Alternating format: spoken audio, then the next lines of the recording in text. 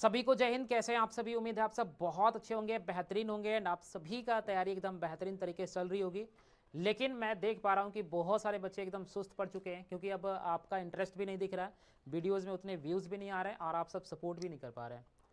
तो मैं थोड़ा सा बिजी था, जिसकी वजह से आपकी क्लासेस कंटिन्यू नहीं हो पा रही थी। लेकिन अगर आपने ऐसा किया और आप जो एकदम सुस्त पड़ जाएंगे, तो बहुत सारे बच्चे जो बहुत पीछे थे आपसे, जब CBT 1 2 का एग्ज़ाम होने वाला था उस समय वो बहुत पीछे थे, लेकिन अब वो लगातार मेहनत कर रहे हैं और आपसे वो आगे निकल करके चले जाएंगे। तो आप सभी से रिक्वेस्ट है कि पढ़ाई को कंटिन्यू रखें, हर दिन पढ़ें, लेकिन आपको पढ़ाई को कंटिन्यू रखना पड़ेगा। फिलहाल अभी हम एक नया टॉपिक स्टार्ट कर रहे हैं जिसका नाम होगा फोर्जिंग। ये हमने पिछले बार नहीं पढ़ाया था आपको, तो इस बार हम एक टॉपिक स्टार्ट कर रहे हैं जिसका नाम होगा फोर्जिंग। और यहाँ से आपके कम से कम 3 से 4 क्वेश्चन देखने को मिलेंगे जो डायरेक्टली आपके एग्जाम में पूछे जाएंगे। तो वीडियो को लास्ट तक देखना है और कमेंट करके बताना है कि आपको ये क्लासेस कैसी लग रही है। कोई फीडबैक, कोई चीज़ें हैं जो आपको बतानी चाहिए तो आप हमें बता सकते हैं। इसके अलावा एक प्यारा सा कमेंट हमें ज़रूर दीजिएगा और वीडियो को लाइक कर दीजिए, चैनल को सब्सक्राइब कर लीजिएगा, अपने दोस्तों के साथ शेयर कर दीजिएगा। बाकी सारी चीज़ें जो है वो बिल्कुल एकदम टू द सटीक होंगी, सारी चीज़ें वैसी ही होंगी। नई वैकेंसी जो आई है उसके लिए भी हम चीज़ें जो है लेकर के आएंगे आपके सामने। बहुत सारी चीज़ें हम आपके लिए प्लान कर रहे हैं और बहुत सारी चीज़ें आपको देखने को मिलेगा। तो चैनल के साथ जुड़े रहिएगा, बने रहिएगा, चैनल को सब्सक्राइब ज़रूर कर लीजिएगा। फिलहाल क्लास को स्टार्ट करेंगे और क्लास का नाम है फोर्जिंग और हमारा आज क्लास 1 है जिसके अंदर हम इंट्रोडक्शन करने जा रहे हैं। इंट्रोडक्शन अबाउट द फोर्जिंग, क्या होता है फोर्जिंग, कैसे होता है, इसमें क्या क्या हमें सीखना होगा, कितने टॉपिक्स पढ़ने होंगे, कितनी क्लासेस आपको मिलेंगी, वो सारी चीज़ें आप इसके अंदर देख पाएंगे। तो वीडियो को लास्ट तक देखना। उसके अलावा अभी तक अगर आपने ये ई बुक परचेज़ नहीं किया है तो मैं सबसे रिक्वेस्ट करता हूँ कि ये ई बुक ज़रूर परचेज़ कर लो। बहुत ही मिनिमम प्राइस के अंदर आपको वो कंटेंट मिल रहा है जो आपने बहुत जगह पे नहीं देखा होगा। 4 टॉपिक्स इसके अंदर है: IC engine, seat metal, basic fitting और वेल्डिंग। इस बुक को ऑर्डर करने के लिए आपको 7973931910 इस नंबर पे आपको पेमेंट करना है और इसी नंबर पे स्क्रीनशॉट भी शेयर करना है अलॉन्ग विथ योर नेम, अपना नाम के साथ, और आपको कौन सी ई बुक चाहिए। अगर आप चारों टॉपिक्स एक साथ चाहते हैं तो 170 रुपीज़ में आपको मिल जाएंगी, और अगर इंडिविजुअल एक एक टॉपिक चाहते हैं तो 49 रुपीज़ में आपको जो ये ई बुक है वो मिल जाएंगे। एक टॉपिक के लिए 49 रुपीज़ पेमेंट करना होगा और ये ई बुक आपको मिल जाएगा। ठीक है, तो ये ई बुक आप ज़रूर से परचेज कर लीजिए। इसके अलावा टेलीग्राम पे ज्वाइन हो जाना है, वहाँ पे आपको इसकी पीडीएफ मिल जाएंगी। इसके अलावा जितने भी क्लासेस हुई हैं सभी के पीडीएफ वहाँ पे ऑलरेडी पब्लिश हो चुके हैं, तो जा करके सभी पीडीएफ को डाउनलोड कीजिए और रिवीजन स्टार्ट कीजिए, पढ़ाई शुरू कीजिए। फिलहाल हम फोर्जिंग की बात कर रहे हैं, इसके अंदर हम क्या सीखेंगे, कितनी क्लासेस मिलेंगी, तो टोटल 7 क्लासेस मिलेंगी जिसके अंदर हम 7 टॉपिक्स को कंप्लीट करेंगे और बस आपको इतना ही पढ़ना है, इससे ज़्यादा बिल्कुल भी नहीं पढ़ना, ना इससे कम पढ़ना है। सबसे पहला टॉपिक हम कवर करेंगे इंट्रोडक्शन ऑफ फॉर्जिंग। क्या होता है फॉर्जिंग, जो आज की क्लास में हम आपको कंप्लीट करवाएंगे। टाइप्स ऑफ फॉर्जिंग, कितने तरीके के फॉर्जिंग्स होते हैं, हालांकि टाइप्स तो हम आज ही आपको बताएंगे बट बहुत शॉर्ट में बताएंगे, बाकी डिटेल में आपको क्लास 2 में मिलेगा। Various process in forging, forging में कौन कौन सी प्रोसेस होती है वो सारी प्रोसेस हमें सीखना होगा। इक्विपमेंट्स कौन सी यूज होंगे फोर्जिंग करने के लिए, कितनी सारी इक्विपमेंट्स होती है जिनको हमें इस्तेमाल करना होता है, वो सारी चीज़ें यहाँ पे मिलेंगे। Hand forging versus smithing, smithing मतलब जानते हैं लोहार, जो लोहे का काम करते हैं उनको लोहार कहते हैं, और वो जो काम करते हैं और जो फोर्जिंग होता है उन दोनों में बेसिक अंतर क्या होता है, काफ़ी ज़्यादा इंपॉर्टेंट है। डिफेक्ट्स इन फोर्जिंग, यहाँ से लगातार क्वेश्चन बनते हैं, तो ये टॉपिक आपके लिए काफ़ी ज़्यादा इंपॉर्टेंट होगा। उसके अलावा एप्लीकेशन ऑफ फोर्जिंग, हमारे डेली लाइफ में इसकी क्या एप्लीकेशन है ये हम करने वाले हैं। तो कुल मिलाकर के आपको 7 टॉपिक्स इसके अंदर कवर करने हैं और इसके लिए आपको 7 क्लास मिलेंगे। लेकिन ये क्लासेस आपको 7 के 7 तभी मिलेंगे जब आपका सपोर्ट होगा, जब आपका बेहतरीन तरीके से चीज़ें जो है वो सपोर्ट होंगी। ठीक है, मैं देख पा रहा हूँ बहुत सारे बच्चे जो हैं अभी बिल्कुल भी एकदम पैसिव मोड में चले गए हैं कि नहीं अभी पढ़ाई नहीं करनी है, बाद में करेंगे, जब डेट्स आ जाएंगी तब पढ़ेंगे। तो मैं आपको बता दूं कि बहुत ही जल्द डेट्स आ जाएंगे और डेट्स में आपको ज़्यादा समय नहीं मिलेगा, विद इन 10 to 15 डेज़ के अंदर आपका पेपर हो जाएगा। फिर उस केस में आप बैठ के वापस से वैसे ही जैसे आपने पिछली बार किया था वैसे दोबारा से आप करने वाले हो। तो उससे बेहतर है कि अभी से पढ़ाई कंटिन्यू रखो, अपनी तैयारी को आगे बढ़ाते रहो। स्टार्ट करेंगे क्लास को और सबसे पहले इंट्रोडक्शन ऑफ फोर्जिंग। फोर्जिंग क्या होता है, अगर हम बात करें फोर्जिंग क्या होता है तो जरा ध्यान से पढ़ना। Forging is a manufacturing process where metal is shaped using the compressive force. अच्छा, फोर्स 2 तरीके का होता है, एक होता है कॉम्प्रेसिव, एक होता है एक्सपेंसिव। कॉम्प्रेसिव मतलब दबाना और कॉम्प्रेसिव मतलब ऊपर हटाना। तो यहाँ पे कह रहा है कि अगर हम किसी चीज़ को बनाते हैं बाई कॉम्प्रेसिव फोर्स, यानी कि उसको कॉम्प्रेस करके अगर हम बनाते हैं तो उसी को हम कहते हैं फोर्जिंग। ये इंप्रूव करता है मैकेनिकल प्रॉपर्टीज। मैकेनिकल प्रॉपर्टीज क्या होते हैं, जैसे आपका टेंसाइल स्ट्रेंथ हो गया, जैसे आपका रफनेस हो गया, जैसे आपका हार्डनेस हो गया, ये सब क्या होता है, ये सब होते हैं हमारे मैकेनिकल प्रॉपर्टीज। तो ये मैकेनिकल प्रॉपर्टीज को इंप्रूव करता है, कैसे, उनको रिफाइन करके, ठीक है, और उनके अंदर की जो डिफेक्ट्स होती है उनको दूर करके, इस तरीके से ये जो है क्या करता है, उसको इंप्रूव करता है। ये बात आपको ध्यान रखना है। यूज्ड इन इंडस्ट्रीज, ये कहाँ पे इस्तेमाल होते हैं, जैसे कि ऑटोमोबाइल में, उसके अलावा एरोस्पेस में, उसके अलावा डिफेंस में, इसके अलावा कंस्ट्रक्शन में। तो इतने सारी जगहों पे हम फॉर्जिंग का इस्तेमाल करते हैं। We use the forging in that area. Types of forging, forging के कितने टाइप्स होते हैं थोड़ा शॉर्ट में डिस्कस करेंगे, ठीक है। सबसे पहला बेस्ड ऑन टेम्परेचर, अलग अलग बेसिस पे हम फॉर्जिंग को क्लासिफाई करते हैं। सबसे पहला है हम टेम्परेचर के बेसिस पे क्लासिफाई कर रहे हैं। तो टेम्परेचर के बेसिस पे हमारे दो तरीके के फॉर्जिंग होते हैं। सबसे पहला होता है हॉट फॉर्जिंग, उसके बाद कोल्ड फॉर्जिंग होता है। तो हॉट फॉर्जिंग क्या होता है, इसमें हम परफॉर्म करते हैं above the metal recrystallisation temperature, मतलब हर एक मेटल का अपना एक क्रिस्टलाइजेशन टेम्परेचर होता है। क्या होता है, क्रिस्टलाइजेशन टेम्परेचर, या फिर इसी को हम कहते हैं क्रिटिकल टेम्परेचर। वो हर एक मेटल का अपना अपना होता है। तो उसके टेम्परेचर से हम एबव उसको हीट करते हैं, देन उसके बाद उसको हम कूल डाउन करते हैं, और उसी से हम फिर उसको जैसे भी चाहते हैं उस शेप में उसको बना लेते हैं। Prevent strain hardening and alloy easy deformation, जब हम ऐसा करते हैं, जब उसको हम उस टेम्परेचर से ऊपर हीट करते हैं, तो उससे क्या होता है, उससे वो आराम से इजी डिफॉर्मेशन हो जाता है। इसके अलावा common in making automotive and aerospace components, आपके जितने भी ऑटोमोबाइल्स या फिर एरोस्पेस में कंपोनेंट्स बनाए जाते हैं, उन कंपोनेंट्स को किस मेथड से बनाया जाता है, दैट इज हॉट फॉर्जिंग। कई बार ये क्वेश्चन पूछा हुआ है कि मोस्टली कौन सी ऐसी मेथड होती है जिससे हम इस्तेमाल करके अपना ऑटोमोबाइल इंडस्ट्री में मैन्युफैक्चरिंग करते हैं कंपोनेंट्स को, या फिर एरोस्पेस में कंपोनेंट्स को मैन्युफैक्चरिंग करते हैं। तो उस केस में ध्यान रखना है, आंसर इज हॉट फॉर्जिंग। अगला है कोल्ड फॉर्जिंग। कोल्ड फॉर्जिंग का मतलब क्या होगा, ध्यान से देखना। Cold forging perform at a room temperature, पहली बात ये रूम टेम्परेचर पे परफॉर्म करी जाती है, और आप सभी जानते हैं कि रूम टेम्परेचर 27 डिग्री सेल्सियस होता है। प्रोड्यूसेस बेटर सरफेस फिनिशिंग, अच्छा ये जो है, क्योंकि ये रूम टेम्परेचर पे करी जा रही है, तो उसके अकॉर्डिंग हमारा जो सरफेस है उसकी फिनिशिंग काफ़ी अच्छा होता है, और हाई स्ट्रेंथ होता है, क्योंकि यहाँ पे हम हार्डनिंग करते हैं, सरफेस को हार्ड बनाते हैं, जिससे ये काफ़ी ज़्यादा हाई स्ट्रेंथ का बनता है।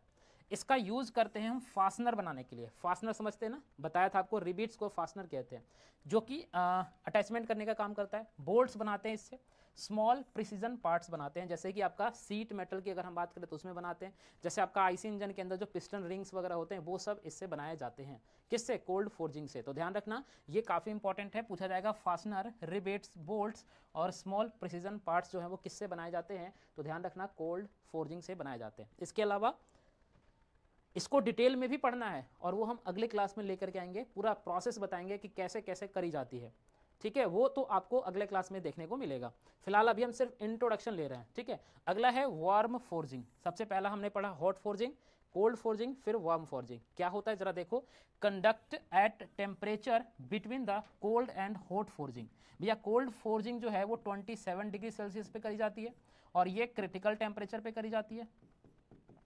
इसके बीच में अगर कोई टेम्परेचर पे की जाएगी ना, तो उसी को कहेंगे वार्म फॉर्जिंग। ये क्या करता है, balance material strength and ductility. दो चीज़ों का ध्यान रखना है, एक तो मटेरियल की स्ट्रेंथ को ये बनाए रखता है, और उसके अलावा डक्टिलिटी को ये मेंटेन करने का काम करता है। डक्टिलिटी मतलब जानते हैं, वायर को पीट करके हम मेटल को पीट करके वायर फॉर्मेशन कर सकते हैं या नहीं। Use for the steel and non ferrous alloy, this is very very important.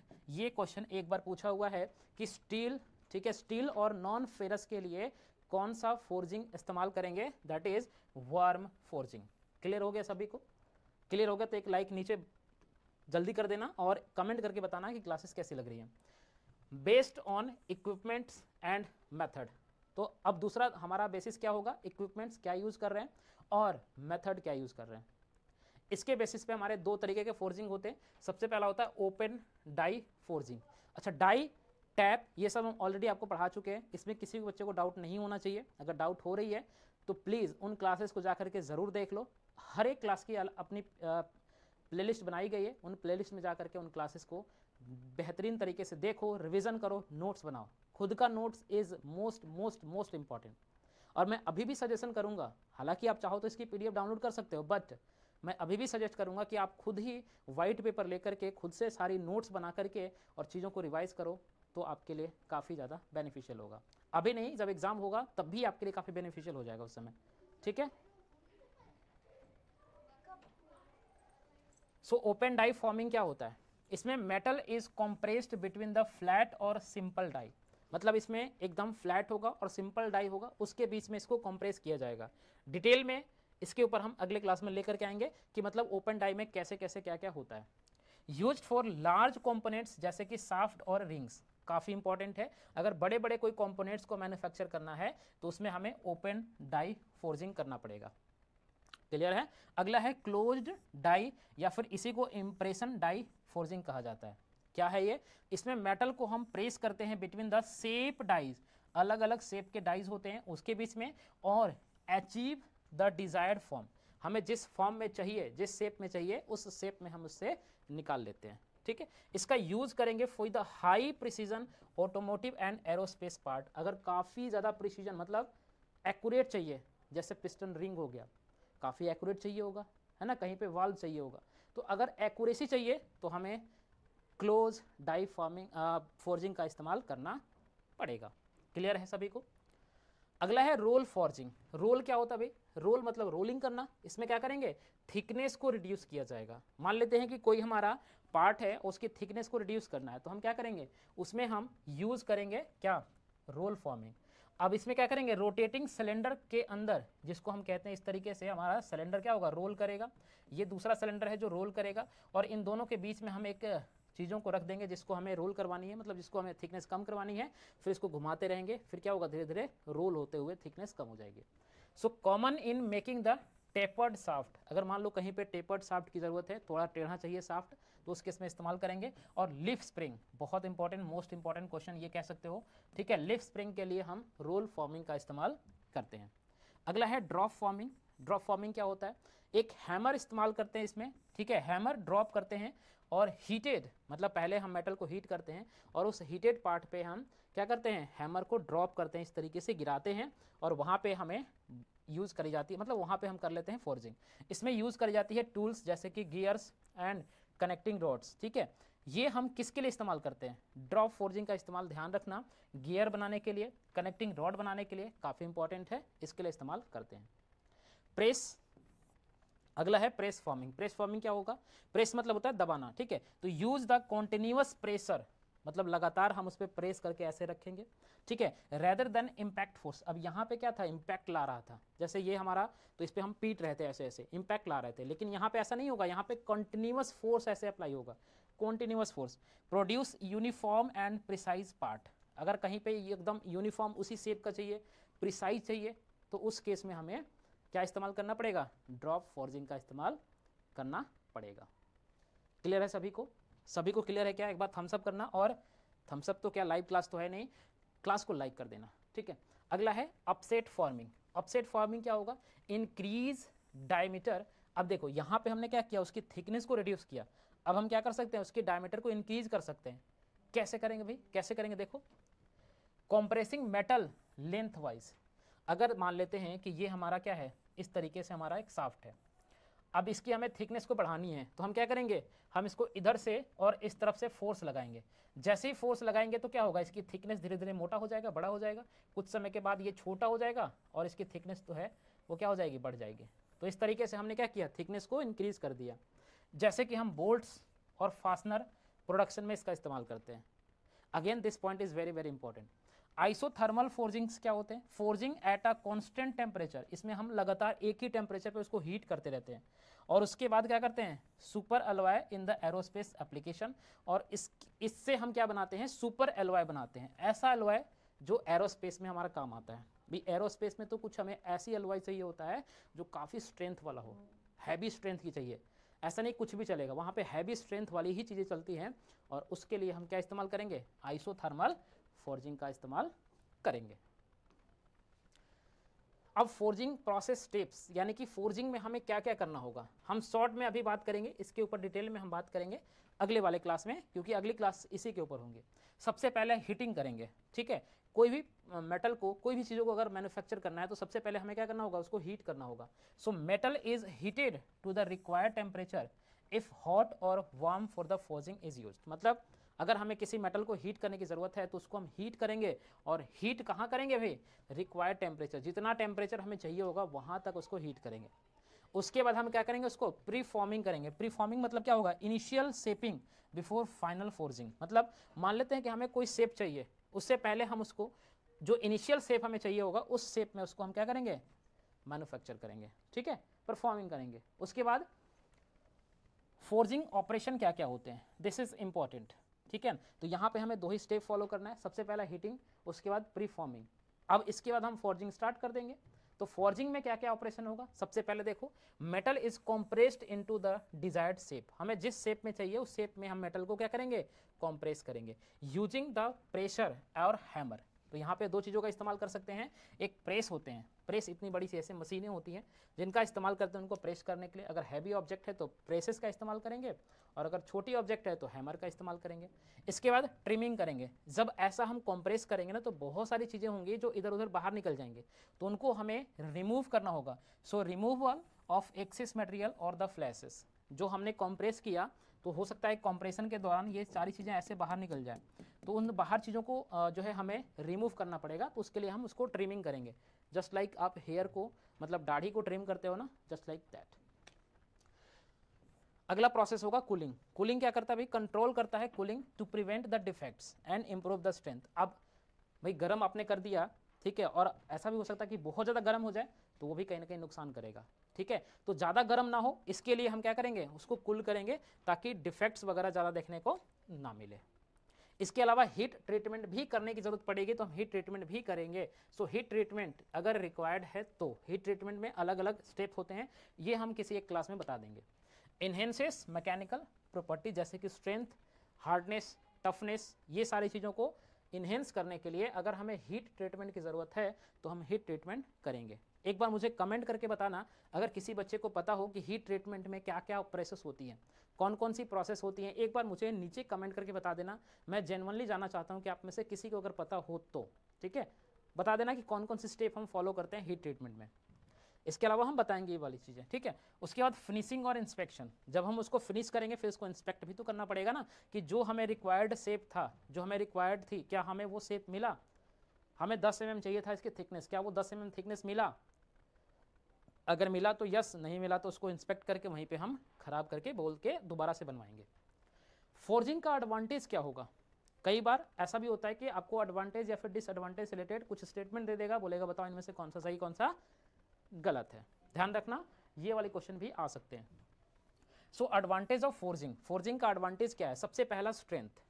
भाई फोर्जिंग से हम क्या कर सकते हैं, किसी भी कंपोनेंट को, किसी भी मेटल की स्ट्रेंथ को बढ़ा सकते हैं, स्ट्रेंथ को इंक्रीज कर सकते हैं, उसके ड्यूरेबिलिटी को बढ़ा सकते हैं, ठीक है। इसके अलावा डायरेक्शनल ग्रेन फ्लो, मतलब इसमें हम वीक पॉइंट्स को ना रिड्यूस कर देंगे। भाई ऐसा कभी कभी होता है, जैसे मान लो कॉलम चाहिए आपको, ठीक है, तो कॉलम में कुछ होता है कि भाई ऊपर वाला पार्ट काफ़ी स्ट्रांग हो गया लेकिन बीच में हो सकता है वीक पड़ जाए, और ऐसा हो कि हम उसको जहाँ पे यूज़ करें तो वो वीकनेस की वजह से हमें नुकसान पहुँचा जाए। तो हम चाहते हैं कि हर एक पॉइंट पे वीकनेस खत्म हो जाए, तो उसके लिए हमें क्या करना होगा, उसके लिए उसको फोर्जिंग करना ही सबसे बेटर तरीका होगा। इम्प्रूव द टफनेस, मतलब ये किसी भी मटेरियल के टफनेस को काफ़ी ज़्यादा इम्प्रूव कर देता है। मटेरियल एफिशिएंसी, मतलब किसी भी मटेरियल की एफिशिएंसी को क्या कर देता है, इंक्रीज कर देता है, ठीक है। और इसमें लेस वेस्ट कंपेयर्ड मशीनिंग, मतलब इसमें जो मशीनिंग होती है, वो जो पार्ट बचते हैं वो लेस वेस्ट होते हैं, ठीक है। बेटर सरफेस फिनिशिंग, मतलब इसमें सबसे अच्छा सरफेस का फिनिशिंग मिलेगा क्योंकि इसमें हम मैनुअल ज़्यादा करते हैं, ठीक है। तो अपने हिसाब से हम जितना मर्जी हो उतना इसमें सरफेस फिनिशिंग कर सकते हैं।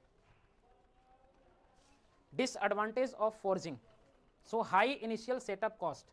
इसमें सबसे बड़ी बात यही है कि हमें अगर करना है फोर्जिंग तो उसके लिए जो सेटअप हमें करना पड़ेगा उसमें काफ़ी ज़्यादा इन्वेस्टमेंट लगेगा। Limited complexity in the shape compare to casting, मतलब इसमें कॉम्प्लेक्सिटी काफ़ी लिमिटेड होगा, ठीक है। कास्टिंग में इससे ज़्यादा होता है। कास्टिंग एक तरीका होता है जिससे हम चीज़ों को मैन्युफैक्चर करते हैं, ये भी मैन्युफैक्चर करने का ही एक तरीका है। रिक्वायर स्किल्ड लेबर, भाई यहाँ पे स्किल्ड लेबर की ज़रूरत पड़ेगी। कास्टिंग में ऐसा नहीं होता, कास्टिंग में आपने सिंपली एक डाइस बना दिया, उसमें आप सारी पोर करोगे और चीज़ें निकल के आ जाएंगी।